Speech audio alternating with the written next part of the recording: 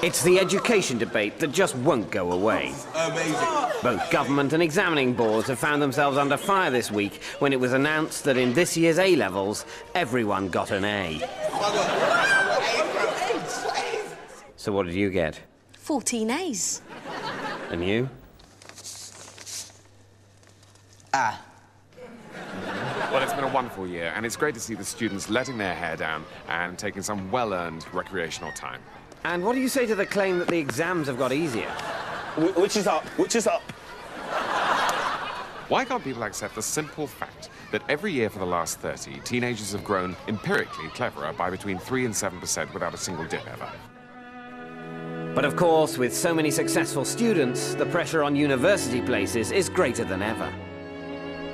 Well, of course, everyone's got such excellent results these days that it's impossible to tell them apart. So we've had to go back to nepotism. But what about meritocracy, social mobility? What happens to children from poorer backgrounds? Well, they have all these A's these days.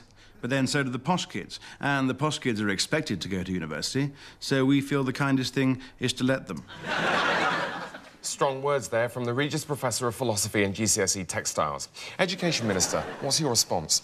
I just find it very sad that at this time of year, the chattering classes seek to disparage... Disparage? Slag off. Oh, sorry. The words module stopped being compulsory the year above me. Seek to slag off the achievements of our nation's youth. But how do you respond to fears that the knock-on effect of easier and easier exams will inevitably lead to a decline in our very civilization? That's an utterly spurious hypothesis. Where? And by the time that happened, who'd notice? Minister, thank you.